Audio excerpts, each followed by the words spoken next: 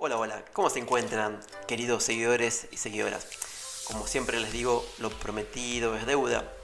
Hayamos arrancado el curso de bolsa. Es todo un marco teórico. Como todo lo teórico, a veces parece tedioso. Y vivimos un mundo donde queremos todo rápido. Queremos la receta ya y ya hacernos de retornos, ya ser grandes inversores y ya entender cómo funciona el mercado. Y le tengo que decir que no es así. Hay que instruirse. Y hace falta la teoría. Hace falta conocer la parte filosofal del mercado. Conocer la historia del mercado. Y eso es Bolsa uno y Bolsa 2. Recuerden que parece tedioso y a veces vamos a perder la paciencia. Pero recuerden que la paciencia es una virtud en el mercado y es algo que nos ayuda a obtener retornos. Así que bueno, como el curso es bastante extenso, está conformado por Bolsa uno y Bolsa 2. Bolsa uno es bastante extenso, entonces lo dividí en dos sesiones. Y así que ahora vamos a arrancar con la sesión número 2. La sesión número 2 está conformada por algo que se denomina sesgos, falacias y manías. Así que sin no perder más tiempo, vamos.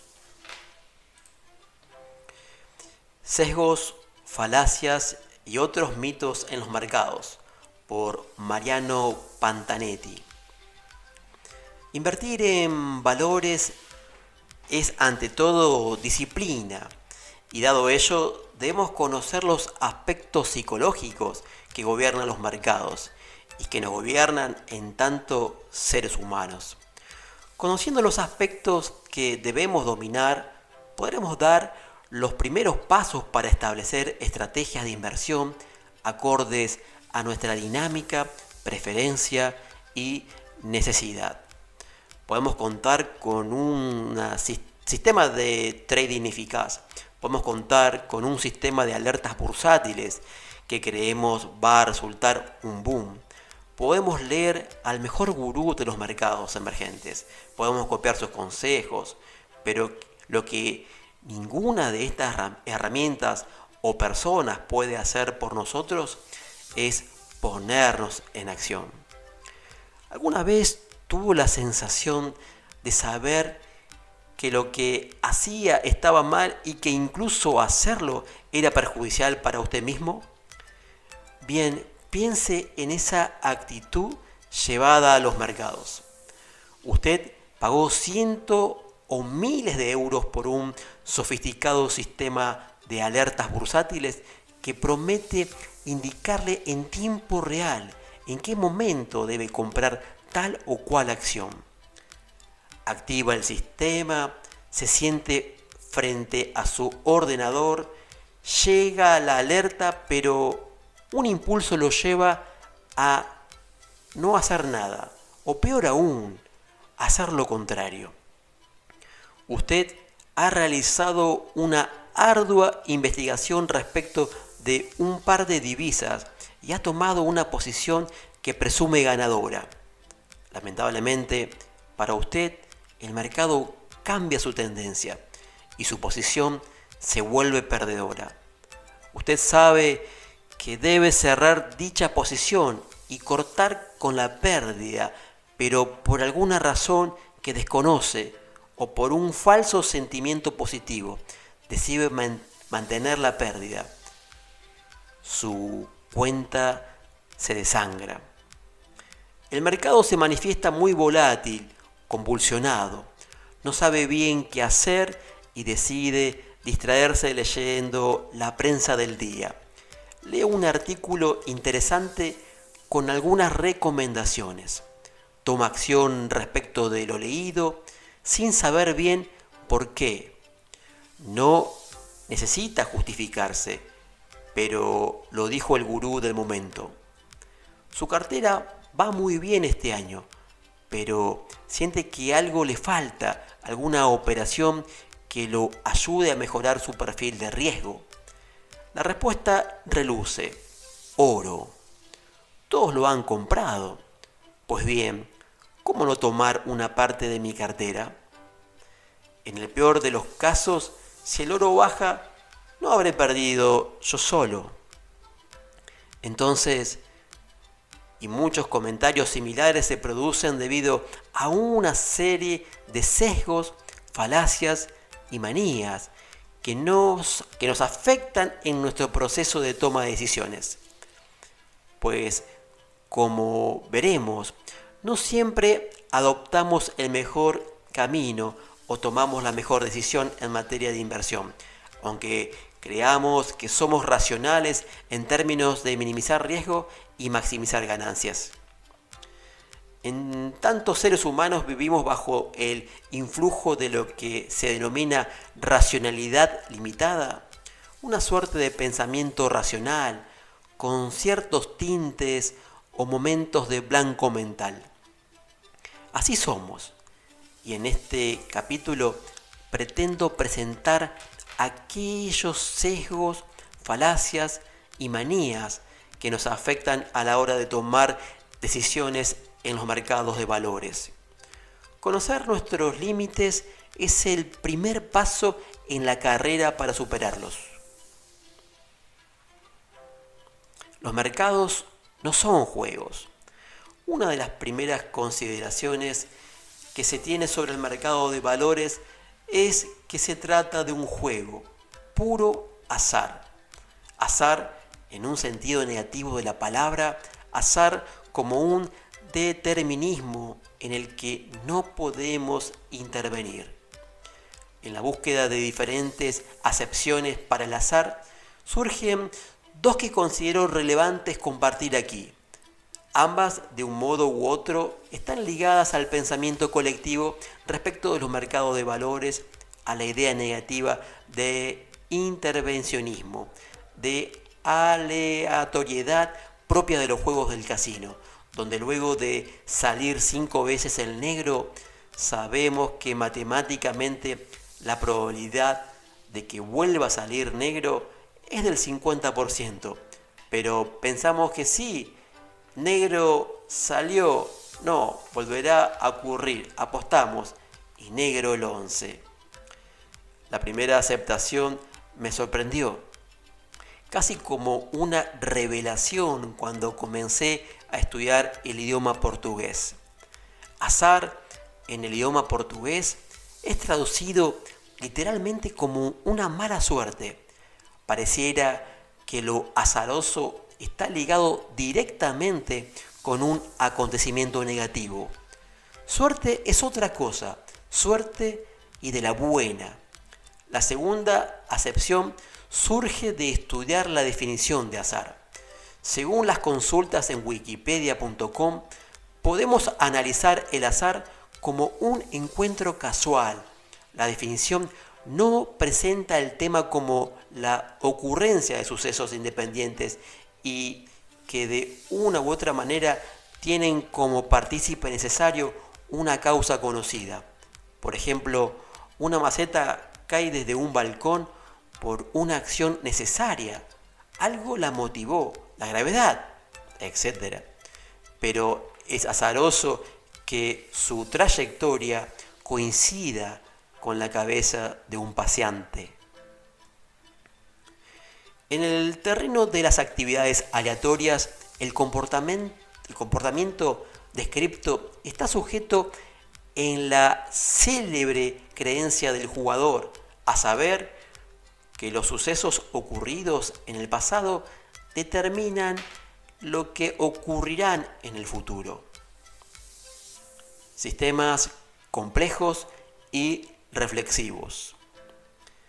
Esta sensación de estar librados al azar se da en los mercados por dos motivos principales. El primero, porque es un sistema complejo, es decir, cuenta con múltiples variables que se interrelacionan creando un sistema de tal complejidad que cualquier causa sobre una variable desencadena un efecto impensado sobre otra variable, que a priori no fue tenida en cuenta. Malcolm Gladwell, célebre periodista norteamericano, lo cita muy bien cuando se refiere al estudio de los accidentes.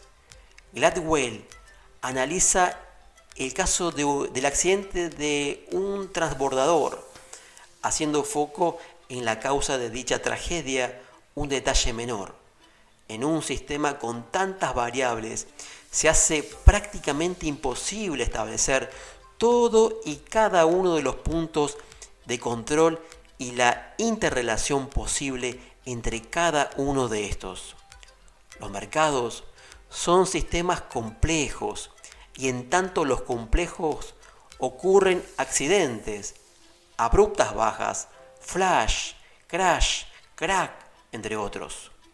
Por otro lado, a las variables que afectan al mercado, que dijimos son muchas, también las afecta un ente para nada menor, los seres humanos.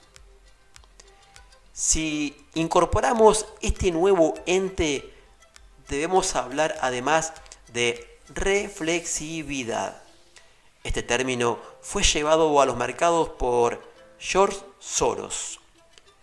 La idea central del pensamiento de George Soros se centra en dos proposiciones relativamente sencillas.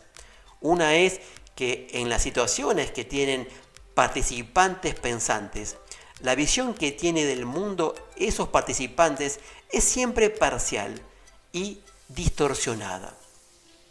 Es el principio de la falibilidad. La otra es que esas visiones distorsionadas pueden influenciar la situación a la que se refieren, porque los puntos de vista falsos conducen a acciones inapropiadas. Es el principio de reflexividad. Con estos dos conceptos, Soros quiere decirnos que muchas veces, aunque tengamos información, somos ineficientes en el uso de esta. Y por otro lado, nuestra participación activa modifica el tiempo real de dicha información.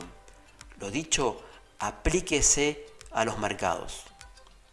George Soros es controvertido, pues que la complejidad del mundo en que vivimos exceda nuestra capacidad de comprenderlo es algo generalmente reconocido.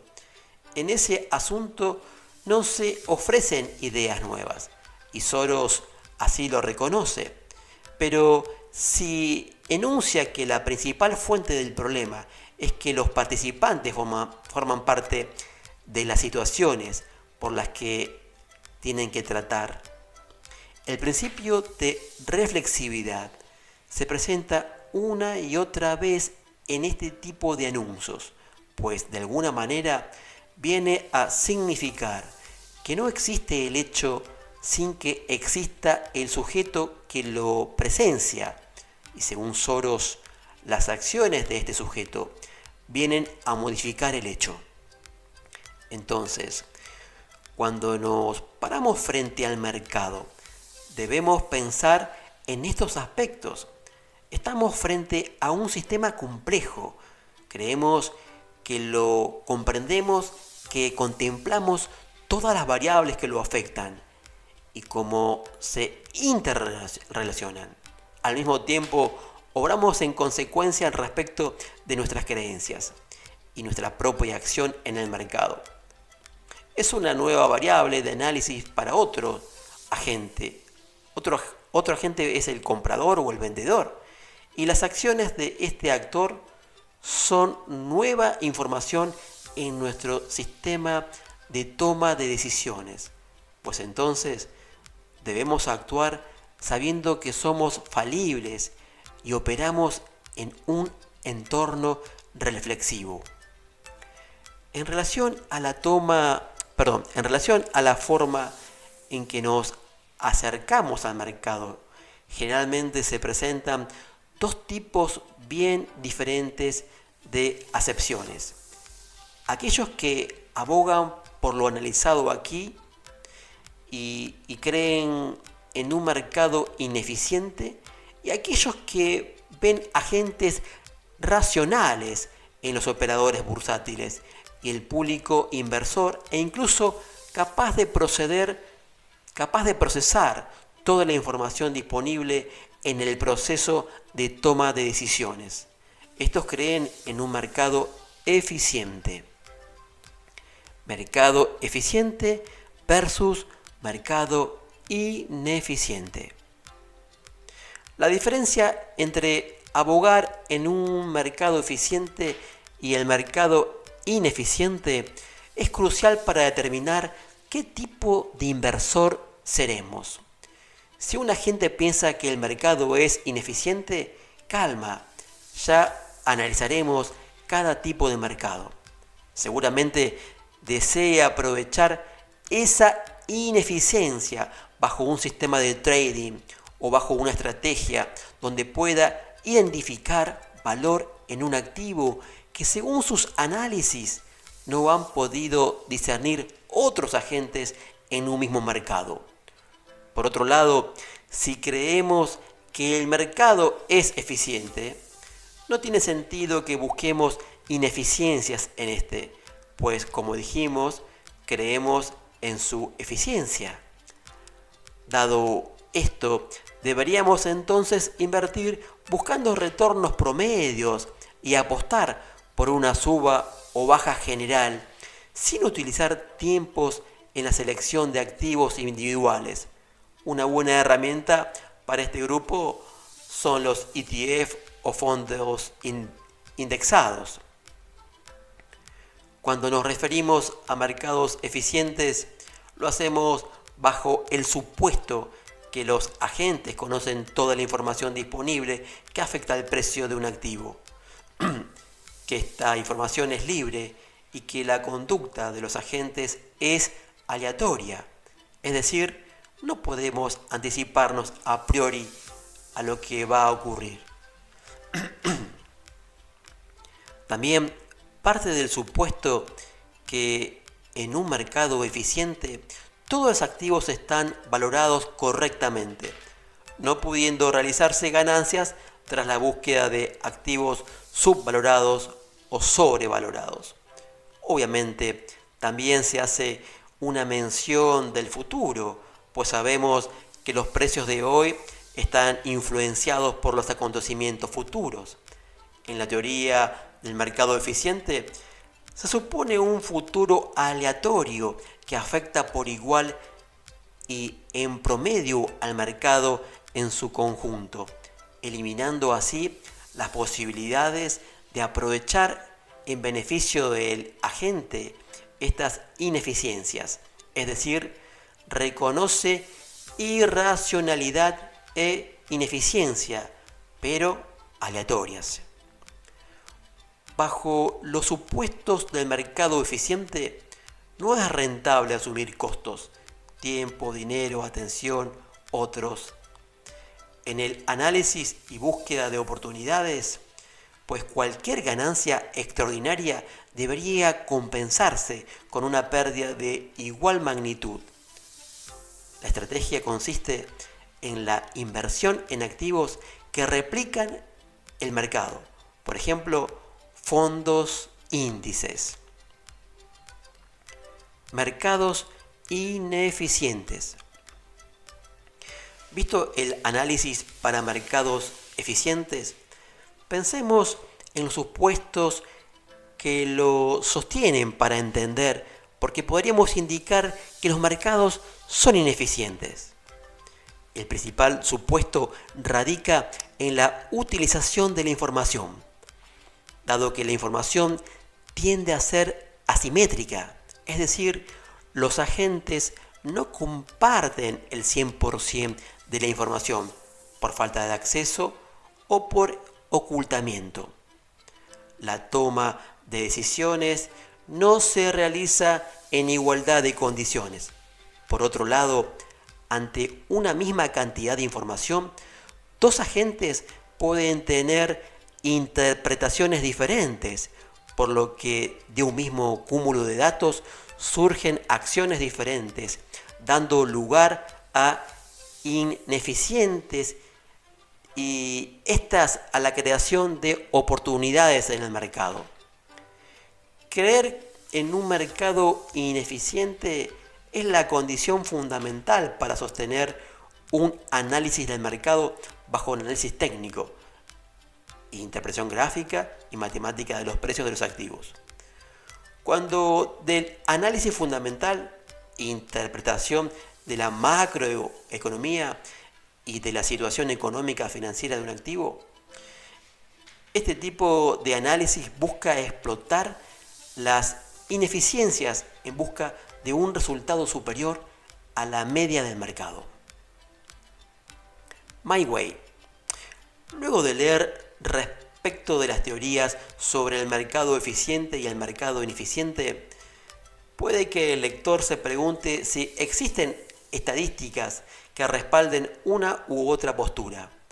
Pues existen, pero están tan sesgadas por la metodología con que se extrae la muestra de datos que recomiendo no perder tiempo analizándolas. Algunas veces me he preguntado por qué el esfuerzo de tratar de batir al mercado si los rendimientos promedios generalmente son bastante buenos. No bien terminado este pensamiento, ya me preparaba para mirar nuevamente el mercado buscando la oportunidad de ganarle. Recientemente tuve la oportunidad de entender la respuesta, o creo entenderla, leyendo un libro del psicólogo e investigador israelí Dan Ariely, en su libro Las ventajas del deseo. Desarrolla varios temas ligados al mundo de las percepciones y sesgos psicológicos. Ariely trata el tema del trabajo y el sentido que éste tiene en nuestras vidas. Según el autor, el trabajo que carece de sentido tiende a generar resultados magros, mientras que el trabajo que da sentido al trabajo en sí mismo tiende a ser valorado de forma diferencial. Pienso, ¿qué puede tener más sentido que ganarle a la bolsa? ¿Qué mejor hacer dinero con mi método? El efecto IKEA. En el estudio del efecto IKEA, en clara mención a los muebles que llevan esa marca, Ariely, tras años de investigación, ha logrado demostrar que valoramos mucho más aquello que construimos con nuestras manos que aquello que solo compramos. Incluso una mínima participación en el armado, como los muebles de IKEA, puede incrementar notablemente el apego que sentimos a la obra terminada. Vale resaltar esta palabra, pues aumenta nuestra valoración respecto de la obra terminada, no sobre los proyectos truncos. Ariely determina que incluso llegamos a sobrevalorar aquellos objetos que son fruto de nuestro esfuerzo. Uno de los experimentos que realizaba consistía en solicitarle a un grupo de estudiantes que realizase un pájaro de origami, técnica de plegado de papel de origen japonés.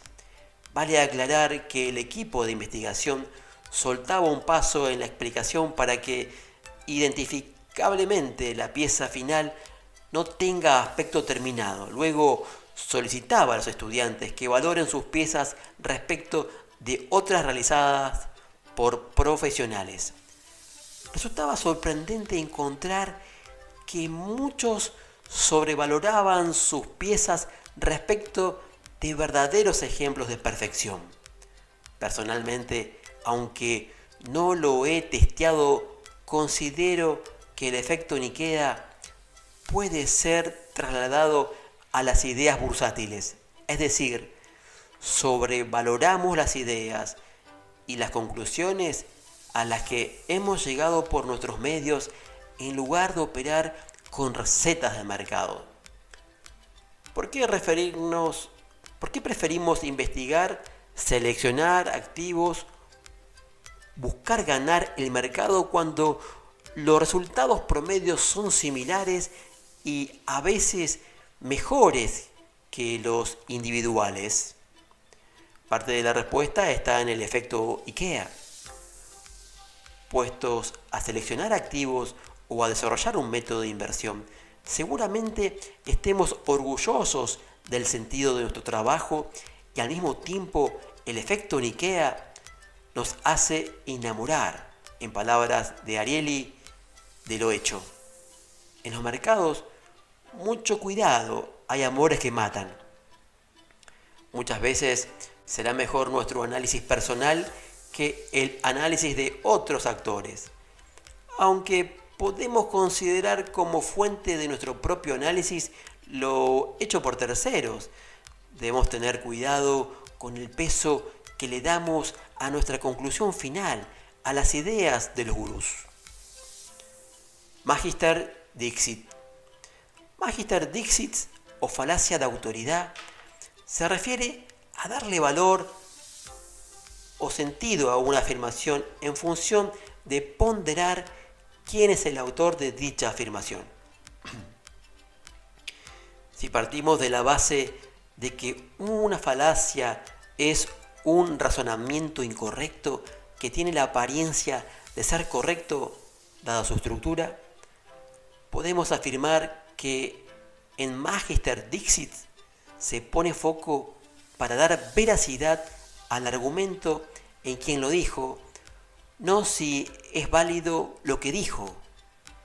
Por ejemplo, podríamos decir, en los últimos 50 años, el oro ha sido un excelente resguardo contra la inflación, porque así lo dijo George Soros. En todo caso, el oro ha sido un excelente refugio, visto que la emisión monetaria, dada en la debilidad del dólar estadounidense, ha hecho despegar su cotización, estancada desde la década del 80 hasta inicios del año 2000. Es incorrecto pensar que ha subido de cotización porque así lo ha dicho George Soros, al margen que no esté de más escucharlo. Obviamente, este es un ejemplo extremo, pero pensemos en cuántas personas toman decisiones de inversión en función de lo que leen, escuchan en la prensa. En ese caso, la falacia toma dimensión, siendo el Magister Dixit o la voz autorizada el conjunto de medios y su consenso. También nos encontramos ante la falacia de autoridad cuando damos cuerpo los dichos del mercado o tomamos como válido el rumor o el consenso sin un análisis propio o por cuanto menos una constatación contra la realidad. Las más de las veces someternos a la autoridad de la decisión colectiva puede llevarnos a tomar decisiones equivocadas, pues no necesariamente el consenso es la verdad. Y reiteración infinita de un argumento, como sería el caso del consenso del mercado, es una variante del Magister Dixit y se denomina argumentum ad nauseam, es decir, algo se reitera al extremo hasta producir náuseas. A un mismo nivel que lo analizado, pero de manera opuesta, existe otra falacia denominada argumentum ad hominem. Esta falacia, muy utilizada en el mundo de la política, nos lleva a determinar que un argumento es falso previamente desacreditada a la persona que expresa el argumento, conceptualmente que encarece la autoridad moral, por ejemplo. No necesariamente se limita para la elaboración de un argumento válido, un factor a tener en cuenta, aunque es verdaderamente complejo asegurarlo. Está relacionado con adicionar a la argumentación del autor el sesgo de sus propios intereses. Supongamos, por ejemplo, un periodista económico que escribe loas para tal o cual compañía. Ante esta descripción podemos estar o no ante una falacia, pero si además esta persona posee una tenencia de acciones de dicha compañía, situación que obviamente desconocemos, estaría ante un conflicto de intereses, penado por la ley, pues la divulgación de datos favorables o la mención en medio de comunicación despertarían el interés del público inversor con la posibilidad de que se ejecuten compras que hagan aumentar su valor. Veamos lo que queremos y hacemos lo que podemos. Si pensamos en términos antagónicos entre el pensamiento ordenado por la economía clásica, donde se presumía que los agentes eran puramente racionales, actuaban en decisión maximizando ganancias y minimizando pérdidas, y las finanzas del comportamiento moderno, deberíamos establecer que los agentes parecerían no ser tan racionales como lo describen los modelos clásicos, pero tampoco actúan de modo tan irracional que no puedan generar ganancias para sí y para el conjunto de los agentes económicos. Si descartamos los impulsos, es decir, las acciones signadas por la decisión explosiva, el actuar sin pensar, podríamos decir que en inversiones, siempre que cada acción sea mínimamente pensada y planeada, es una acción racional. La acción puede estar equivocada, sujeta a sesgos, basada en falacias, pero presente siempre el carácter de racional, pues busca maximizar ganancias y minimizar riesgos.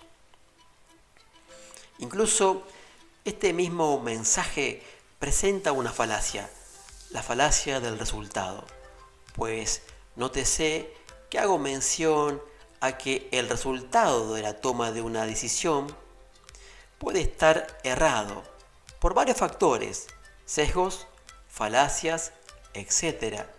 Pero no hago mención a que, siendo el resultado satisfactorio, podamos fallar en el proceso. Supongamos que nos encontramos a la vera de una autopista y vemos que en la margen contraria se encuentran caído $10.000. Tomamos el riesgo de ser atropellados, cruzamos y nos hacemos del dinero. El resultado ha sido satisfactorio. Vaya, qué bueno, pero el riesgo excesivo nos marca un problema en la toma de decisiones. George Soros, a quien ya hemos nombrado antes, suele indicar que ante una disyuntiva tiene razón quien gana más dinero. No comparto esta afirmación, pues claramente no presenta un escenario completo donde renta y riesgo deben ir asociados. Por otro lado, puede ocurrir que una decisión excelente en un momento sea una mala decisión en el futuro cercano. En el negocio bursátil suelen tomarse decisiones erradas. Dado ello, debemos aprender a convivir con cierto grado de incertidumbre, pues como dice el dicho popular, cada vez que se realiza una transacción en bolsa, alguien estaba equivocado. En términos de toma de decisiones, pensemos sino en la fábula de Fontaine. Un arriero con una vara en la mano conducía como un emperador de Roma. Dos caballerías de largas orejas, una cargada de esponjas, caminaba como un caballo de silla. La segunda avanzaba lentamente, como si llevara huevos. Su carga era de sal. Nuestros tres caminantes recorrieron montes, valles y caminos. Al final llegaron al lado de un río. El arriero, que todos los años lo atravesaba, montó sobre el asno cargado de esponjas, echando delante a la otra bestia, la cual, tosuda como ella sola, se precipitó en un agujero. Pero el fin pudo salvarse porque luego de unas brazadas la sal se disolvió por completo y el asno se sintió ligero sin carga sobre su lomo. El compañero siguió su ejemplo como carnero que seguía al otro. He aquí, nuestro segundo asno al agua hasta el cuello ya se hunde, el hocico, el arriero y las esponjas empiezan a tragar agua. ¿A cuál más y mejor? Mas las esponjas tragaron tanta y aumentó de tal modo su peso que el asno no pudo ganar la orilla. Abrazado el arriero al borrico, esperaba una muerte pronta y segura cuando alguien acudió a su socorro. Quien fuera eso, no importa. Basta con haber aprendido que no debemos proceder todos de igual manera. Esta fábula, muy ilustrativa respecto de la toma de decisiones, también nos introduce respecto de un tema que abunda en los mercados de valores. Tomar posiciones guiados por lo que otros hacen, por lo que el mercado hace, por lo que un amigo hace. Falacia de la composición. Esta falacia hace mención al hecho de suponer que una situación que aplica para una parte necesariamente también aplica para el otro todo. Analicemos el siguiente ejemplo que debería ayudarnos a comprender mejor esta falacia. Quizás un operador de futuros de commodities repare en la excelente rentabilidad que representa el negocio de un commodity agrícola, pues tiene información válida sobre el rendimiento destacado de una zona rural. Este análisis puede aplicar perfectamente para una zona determinada, pero si todas las zonas rurales similares presentan igual rinde que la zona estudiada, puede ocurrir que el exceso de oferta genere un efecto de baja de precios que el mercado, con lo que el negocio particular que parecía excelente, puede no serlo de igual magnitud cuando analizamos el negocio en general. Ergo, si toma de decisiones de trading basado en la información particular para operar en un mercado general, puede estar cometiendo un grave error. Otra forma de falacia de composición ocurre cuando generalizamos o vemos un todo respecto de algunas experiencias en particular. Muchas veces he tratado con personas que manifiestan haber tenido una mala experiencia con fondos comunes de inversión. Cuando les pregunto qué tipo de fondos tenía en su cartera de inversión, suelen indicar vagamente que solo eran fondos. Es decir, no pudieron explicar si tenían fondos de bonos, de acciones mixtas, entre otros. Siendo que obviamente las perspectivas de uno u otro varían tanto como el tipo de activo que lo componen. Es fundamental conocer el tipo de fondo al que nos referimos, pues como vehículo puede funcionar o no, dependiendo del tipo de perfil, aversión al riesgo y plazo de inversión. Generalizar claramente obedece a un tipo de falacia muy diseminada en los mercados de valores. Profecía autocumplida.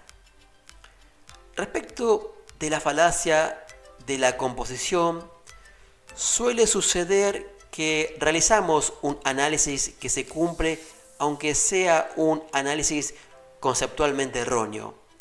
Esto sucede a veces porque ocurre un fenómeno denominado falacia autocumplida. Supongamos que realizamos un análisis parcial, un mercado emergente comienza a mostrar signos de debilitamiento macroeconómico y problemas de solidez en su sistema bancario. En relación a la falacia de la composición, decidimos que si en un punto del globo un mercado emergente tiene problemas, probablemente todos los mercados emergentes tengan problemas. Siguiendo esta línea de análisis, llegamos a la conclusión que debemos retirar nuestras inversiones en todos los mercados emergentes donde estamos posicionados, pues lo que ocurre en el mercado A seguramente ocurrirá en el mercado B. Dado que nuestro análisis puede ser el análisis del consenso, generalmente así ocurre. Todos los agentes comienzan a vender los activos en los países emergentes, afectados o no por la alarma del país A.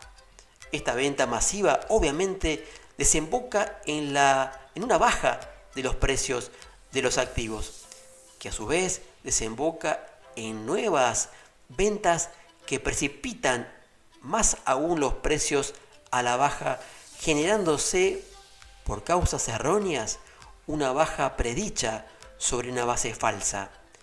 Este proceso es una profecía autocumplida. El sesgo de Procusto. Procusto, Demaste, Procoptas, cualquiera de estos nombres sirve para invocar a uno de los seres más abominables de la mitología griega. Procusto era un posadero del Ática que ofrecía alimento y cobijo a viajantes de toda la zona. Luego, llegado el momento de dirigir a sus invitados a los aposentos, los hacía acostar desnudos en una cama para luego atarlos y proceder con su menester. Quien fueran altos o más largos que la cama eran cercenados, mutilados en piernas y brazos con una hacha, para ajustarlos así a las dimensiones de la misma. Quienes eran más pequeños que la cama eran atados, desconyuntados, estirados. Demastes, uno de los nombres de Procusto, tiene como traducción literal la palabra estirador, hasta dar con el largo del lecho. De más está decir que semejante tortura llevaba a la muerte a las víctimas del posadero, por lo que llegó a ser una de las bestias más temidas de su época, hasta que fue intervenido por Teseo, quien le dio muerte con similar método al empleado por el estirador. Este mito es muy utilizado por distintas ciencias, que lo aplican con el fin de ejemplificar el uso arbitrario, sesgado o autoritario de información con que se trabaja en función de aceptar ciertas hipótesis. Así, por ejemplo, en psicología se habla de adaptar el paciente a la teoría, forzando quizás los límites de lo estudiado o achicando los síntomas del paciente con el fin de poder encuadrarlo más fácilmente dentro de la teoría estudiada. Incluso se utiliza el mito de Procusto para nombrar aquellas muestras de pseudociencias que son adaptadas según el criterio de cada uno, incluso según sus propios intereses. En todo tipo de circunstancias, sean políticas, religiosas o caprichosas, podemos encontrar elementos de lo explicado en cada una de las argumentaciones. Conceptualmente, el mito de Procusto tiene que ver con la exigencia de una información, con ajustar al hombre al contexto, al hombre al medio, y no al revés, como sucede, por ejemplo, con el concepto de ergonomía. Es importante que no nos sintamos culpables ante situaciones dignas de Procusto, mientras no matemos a nadie. Ya que varios estudios han comprobado que el accionar del cerebro opera más como el posadero del Ática que bajo un sistema puramente racional. Respecto de los mercados, podemos decir que el sesgo de Procusto se aplica cuando sobrevaloramos ciertos datos o los subvaloramos para hacerlos encajar en un análisis hecho a priori, un dato en el que creemos o un juicio previo sobre un activo. Incluso muy visto en los casos donde este sesgo tiende a justificar la dirección del mercado, al alza o a la baja, sin contar con datos objetivos, sino más bien adaptando los datos existentes a nuestro parecer. Así, por ejemplo, puede que tengamos en nuestro poder 3 datos. 2 de estos datos confirman un juicio previo, supongamos el Merval va a subir, y el tercer dato nos alerta a lo contrario. Guiados por este sesgo, podemos sobreponderar los 2 primeros datos y subvaluar el tercero en pos de justificar a nosotros mismos o a un tercero respecto del juicio realizado o de la decisión tomada. Falacia narrativa. Felix Q. Potiut, cognoscere causas, en latín, ¿no? Feliz aquel que conoce las causas. Esta frase, si bien no explica la falacia narrativa, nos presenta un antecedente muy fuerte para justificar su existencia. Deseamos conocer las causas de los hechos que nos rodean y en tanto esas causas sean complejas o aleatorias, presentamos una tendencia a narrar historias que justifican los hechos. La falacia narrativa, muy bien descrita por Nassim Nicolás Taleb en su bestseller El cisne negro, nos indica que tenemos una tendencia natural a generar historias. De ahí lo de narrativo, para explicar o justificar situaciones a las que nos enfrentaremos. En referencia al mercado podemos observar esta falacia casi a diario si nos remitimos a la prensa. Generalmente la prensa ocupa más líneas explicando lo que pasó que explicando o anticipando lo que pasará. Si bien no veo mal esta situación, pues la prensa no hace research. Sí es necesario señalar que mucho de lo explicado está íntimamente relacionado a esta falacia. Taleb nos cuenta en su libro un caso bien particular. La prensa económica se hizo eco de la captura y muerte de Saddam Hussein, con algunas particularidades respecto de este hecho y su influencia en el mercado. Recordemos que la falacia narrativa explica algún fenómeno presente en relación a su vínculo con uno o varios hechos pasados, aunque esta relación de continuidad no necesariamente debe manifestarse en un tiempo prolongado. Es decir, puede ser un hecho de causa y efecto. Veremos luego un tipo de sesgo vinculado a la relación de causa y efecto propiamente dicho. En aquel momento la prensa publicaba que los mercados iban al alza por la captura y muerte de Saddam Hussein. Esto se leía en algunos medios. A los pocos días los mercados caían y se utilizaba la captura y muerte de Saddam Hussein como explicación para esta situación. Como dijimos, este tipo de falacia se vincula de alguna manera con una idea o causa y efecto. Puntualmente podemos analizar un tipo de falacia al respecto. Post hoc ergo propter hoc. En latín, otra vez. Este tipo de noticias, cuando se prefieren a temas que están relacionados a los mercados, muchas veces cometen lo que se denomina la falacia de la causa falsa, o por su nombre en latín, post hoc ergo propter hoc. Este tipo de falacia ocurre cuando se asume que un hecho tiene ocurrencia cuando otro hecho ha ocurrido con anterioridad. Se vinculan los sucesos solo por su orden temporal. La falacia tiene lugar cuando no es verdad que un hecho suceda, dado que otro hecho lo ha precedido.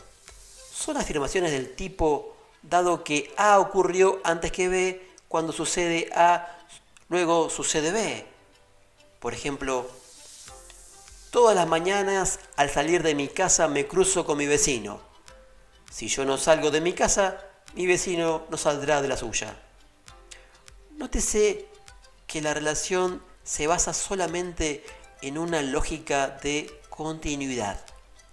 Este tipo de falacia ocurre en las noticias, o mejor dicho, en los informes de mercado que intentan explicar por qué ha sucedido tal o cual situación en el mercado. Se explica en retrospectiva, generalmente asignando causas que, si bien se han dado en un orden temporal que parece justificar lo ocurrido, muchas veces no son el verdadero origen de lo sucedido. Quizá usted se pregunte, ¿por qué ocurre esto? Pues porque nos vemos envueltos en una forma especial de la falacia narrativa. Necesitamos entender los procesos a través de historias sencillas que nos sean intuitivas. No podemos racionalizar todo el tiempo. En el campo de las inversiones y particularmente respecto de la información que consumimos sobre los vaivenes del mercado, nos pasa lo mismo. Necesitamos entender, por ejemplo, por qué bajó el euro con una historia simple. Manías. Podemos adelantar que estas manías tienen su origen en algún tipo de comportamiento irracional que tiene a su vez base en los sesgos y falacias estudiadas. El análisis de la historia busca evidenciar lo ocurrido con el objeto de evitarlo en el presente. En el caso de las manías, me permito un grado de pesimismo, pues está demostrado por los hechos que volvemos a tropezar con la misma piedra cada vez que éste se pone en nuestro camino. Abrigo la esperanza de que la lectura y análisis de lo ocurrido funcione como una luz amarilla ante la próxima burbuja, que seamos capaces de evitarlo o simplemente verla explotar como un observador y no como un protagonista. Origen de las manías. Que las manías o burbujas existen no es una novedad. Existieron, existen y seguramente lo más importante, existirán. Si acordamos esto, seguramente podemos convenir en que lo interesante es conocer los factores que generan las burbujas, que las mantienen, y cuáles son las causas que finalmente las hacen estallar. El principal interés en determinar manías justamente radica en su nombre. Es parte de un comportamiento anormal. En la búsqueda de lo normal, en términos de mercado, busquemos lo anormal en sentido práctico.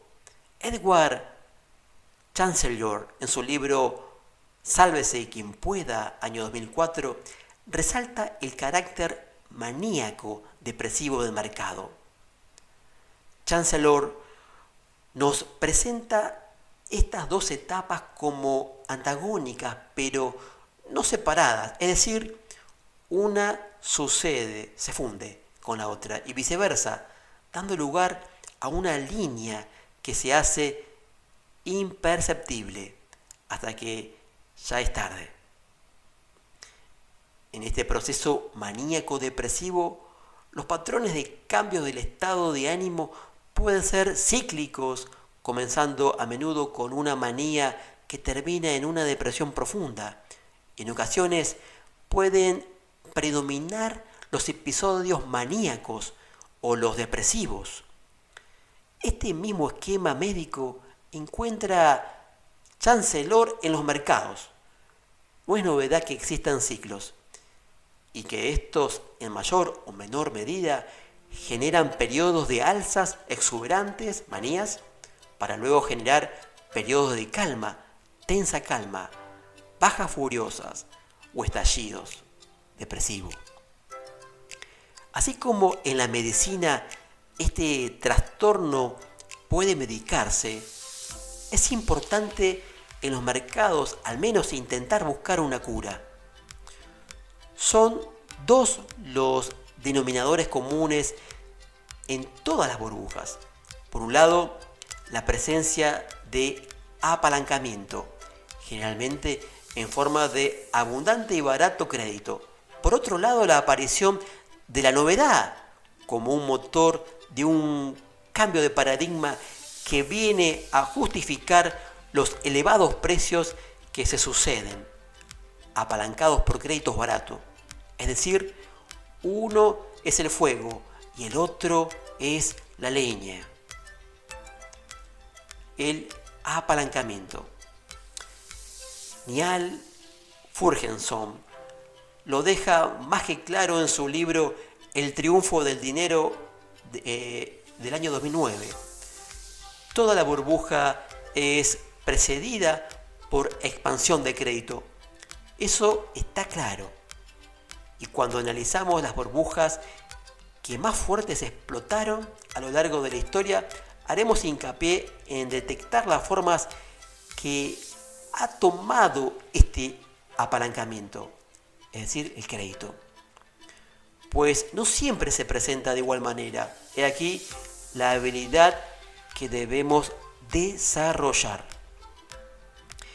Este crédito excesivo fue la leña que estimuló todos los fuegos que terminaron en crisis, desde la laxitud de la política en márgenes en el crack del año 1929 hasta los créditos de la subprime y todo el aparato de securitización en la crisis de 2008.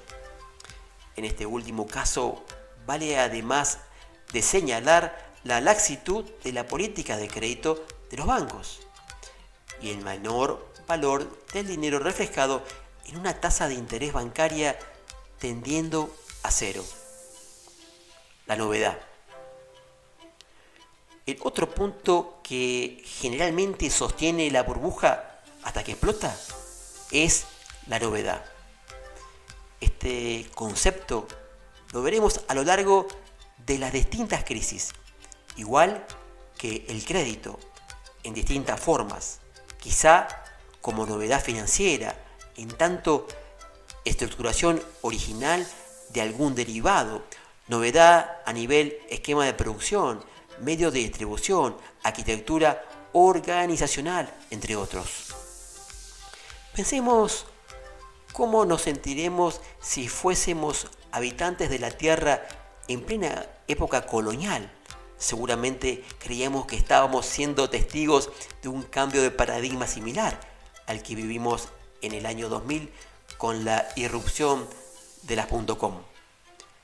A la luz de los hechos, en ambos casos cambiaron los paradigmas sociales, económicos y culturales, pero de cara a justificar precios exorbitantes en los activos financieros, entendemos que dichos cambios se dieron en el tiempo, con avances y retrocesos, y que quizás los cambios fueron paulatinos y nadie dejó de un día para el otro de vivir en el mundo real para desmaterializarse y vivir en Internet.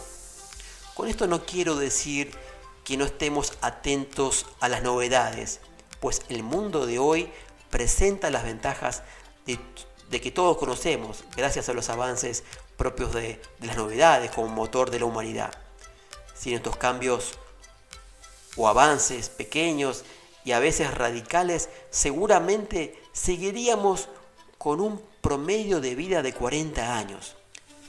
La clave de cara a justificar burbujas está puesta en determinar con qué grado estos avances vienen a cambiar paradigmas, qué valor aportan al activo que estamos analizando y cuánto del precio de un activo podemos justificar en la novedad. Dicho esto, veremos algunos ejemplos del pasado que podrán servirnos para analizar y entender el presente y el futuro. La manía de los tulipanes. Quizá esta sea una de las manías más extrañas jamás ocurrida, pues si bien presentan todos los componentes propios de las burbujas, es decir, apalancamiento y novedad, la sorpresa radica en la inutilidad del activo subyacente en esta crisis, los tulipanes. Es verdad que podemos argumentar igual inutilidad en otros activos, como diamantes, oro, plata, obras de arte, y obviamente lo presento desde un sentido puramente práctico, pues no desconozco el valor de una obra de arte. En el caso de los tulipanes, la referencia viene a cuánto de que un bulbo de dicha flor logró equiparar el precio de una propiedad inmobiliaria. Dados a comparar un bulbo y una casa en el siglo XVII, creo que lo de utilidad queda claro. Respecto de los componentes que hace la burbuja, ambos están presentes. Por el lado de la novedad tenemos el tulipán en sí mismo, que llegado de Oriente, es decir, Turquía, en la época del Imperio Otomano, era objeto de estatus y riqueza en su tierra de origen.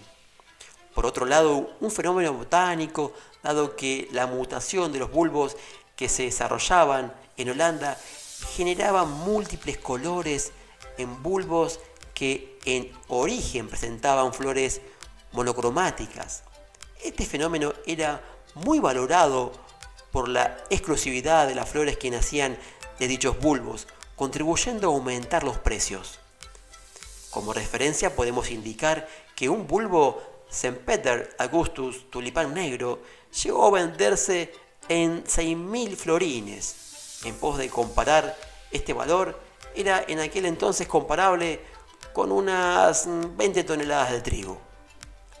La última gran venta antes de la explosión de la burbuja fue en el año 1637. Se vendieron 99 tulipanes por 90.000 florines. Luego, casi sin saber por qué, las que eran todas compras se fueron transformando en todas ventas. Todos vendían y nadie compraba. La burbuja había explotado. Como dijimos, son dos los aspectos que siempre destacan en las manías. La novedad, en este caso, ya lo analizamos, y el crédito, el apalancamiento. Respecto de esta manía, sucedieron dos formas de crédito. Una convencional, dada por las hipotecas que se daban sobre las propiedades de quienes estaban eufóricos por comprar. También se daban préstamos con garantías menores, lo que dificultó la cobranza de los mismos al explotar la burbuja. Pero una novedad empujaba más alto los precios y le agregaba un tono especulativo mayor. Fue lo que denominó Mint-Handel. Esta práctica no era ni más ni menos que la venta de futuros, es decir, se vendía hoy un bulbo que existiría en un futuro cercano. Esa práctica constituyó el fuego que necesitaba la leña para terminar de extinguirse. Obviamente, la explotación de la burbuja generó una irrefrenable baja en los precios, desatando quiebras, bancarrotas por todo Holanda. Burbuja inmobiliaria de Florida en los años 20. Como podrá darse cuenta el lector, este capítulo no es una recopilación histórica ni cronológica de diferentes burbujas, pues si así fuera, desde la manía de los tulipanes a esta burbuja que vamos a tratar, nos hemos saltado varias. La idea, como ya dijimos, es tratar de entender los aspectos que generaron estas manías, poniendo foco en el apalancamiento y la novedad. Vale aclarar que por ningún motivo creo que el apalancamiento o la novedad deben ser desterrados del mundo con el objeto de evitar diversas crisis, pues claramente uno como el otro reportarán y reportaron beneficios. Así, sino que el objeto de tratar estos temas es aprender a usarlos. Podríamos decir que es igual que la energía nuclear. Se puede utilizar para iluminar una ciudad como para crear la mayor destrucción imaginada. De hecho, el inversor multimillonario Warren Buffett tilda de armas de destrucción masiva a los derivados financieros. Buffett se refiere al poder de desencadenar crisis por la novedad del instrumento o por el apalancamiento que genera, y no por el uso como instrumento de cobertura para disminuir riesgos, es decir, su origen. La burbuja inmobiliaria de Florida comenzó a gestarse en el inicio de la década del año 1920, que finalmente estalla en el año 1926. Como toda burbuja, comienza mansamente, en este caso de la mano de algunos visionarios que entendieron que era oportuno vender terrenos en una zona donde era verano todo el año. Pero dos aspectos hicieron que lo que comenzó como una inversión derivara en especulación. La gran liquidez imperante por compras con mínimos anticipos y por créditos baratos se sumó a la novedad de esta tierra que podría decirse para muchos desconocida. Proyectó como Isola di Lando, un proyecto de isla flotante que se vendía solo con un plano, incluso antes de que se comenzara con la plataforma marina que sostendría el proyecto. Podríamos decir que ese proyecto no tenía una sola base. que lo sustentara.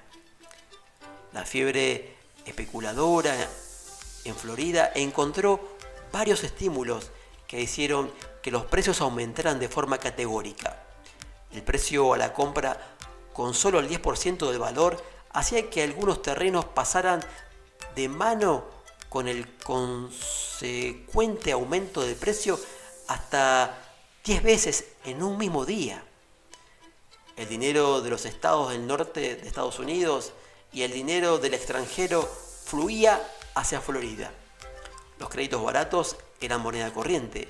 Las ganancias bursátiles buscaban refugio en terrenos que al mismo tiempo constituían una nueva forma de especulación y ganancia.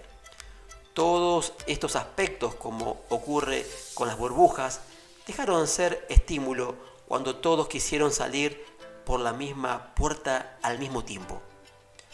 Pensando en la falacia narrativa, siempre podemos, y así lo queremos, encontrar una historia que justifique por qué se terminó lo que se daba. La realidad es que cuando todos ganan, pocos miran con atención los verdaderos motivos de triunfo.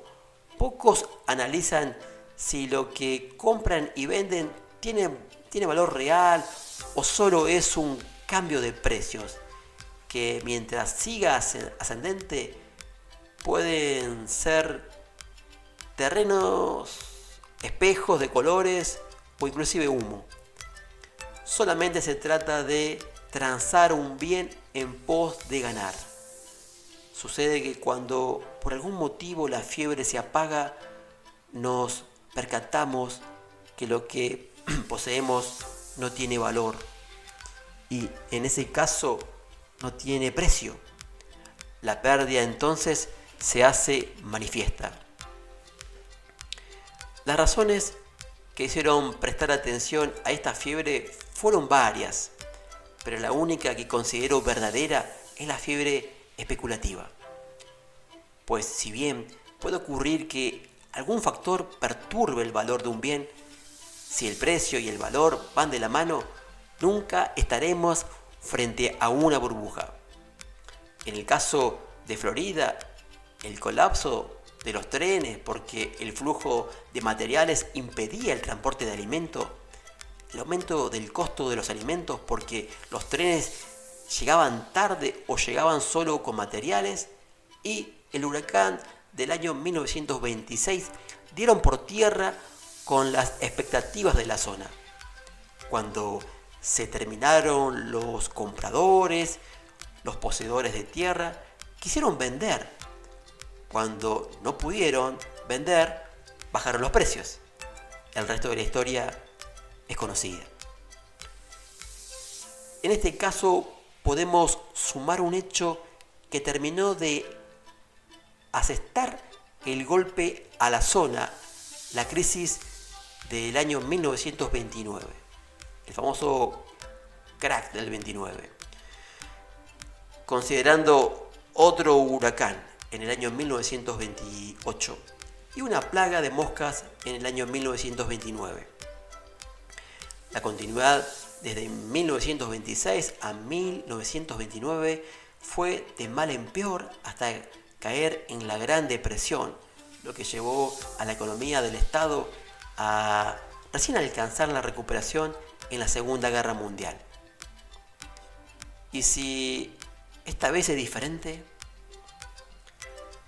Luego de analizar sesgos, falacias y manías y tratar de entender las causas motores que crean las burbujas, de buscar denominadores comunes en los casos más relevantes que afectaron los mercados, podemos concluir en varios puntos.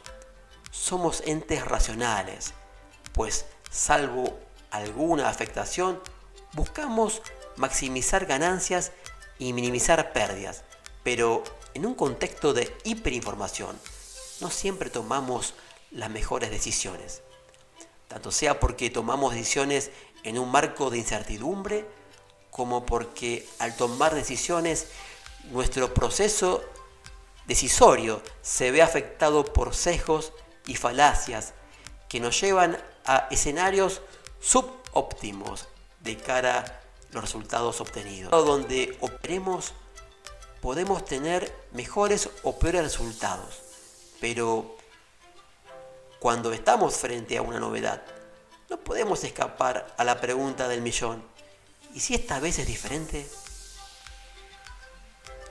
Esa pregunta puede quedar en nuestra mente el tiempo suficiente como hacernos ingresar en mercados o activos que intuimos pueden terminar mal, pero ingresamos fácil, sea porque otras alternativas financieras presentan rendimientos muy malos o porque nos dispensan dinero fácil y barato, porque podemos acudir al apalancamiento.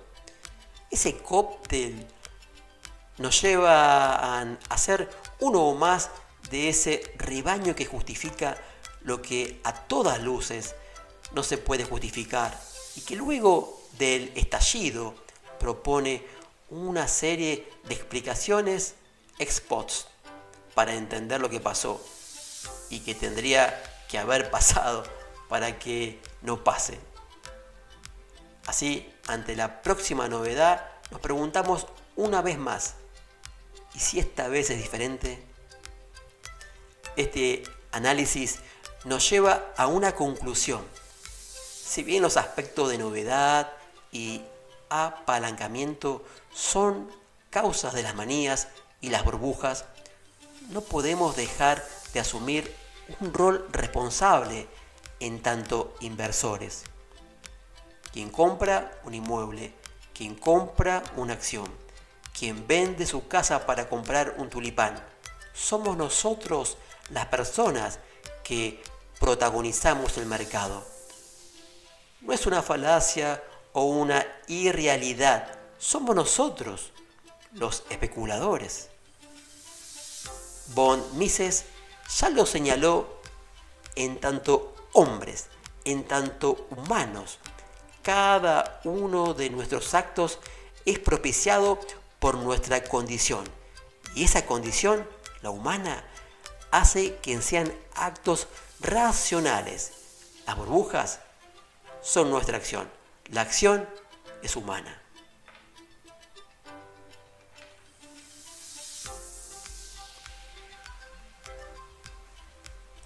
Bueno, espero que les haya gustado esta sesión que habla sobre sesgos, falacias y manías. Analícenlo, escúchenlo o léanlo y saquen su propia conclusión. Mediten en cuanto a esto. Es una parte medular en la toma de decisiones. Conocer los sesgos, conocer las manías. Realmente a mí me ayudó mucho. Además de entender estos sesgos y falacias y manías, que lo aplico en el mercado, también se aplica en todos los órdenes de la vida, ¿sí? Así que ténganlo presente, analícenlo, escudriñen estos conceptos que realmente le van a dar un beneficio muy importante, no solamente en el mercado, sino en todos los órdenes de la vida. Así que bueno, espero que les sea de utilidad. Como siempre les digo, deseo que Dios les bendiga y que tengan buenas inversiones. Chau, chau.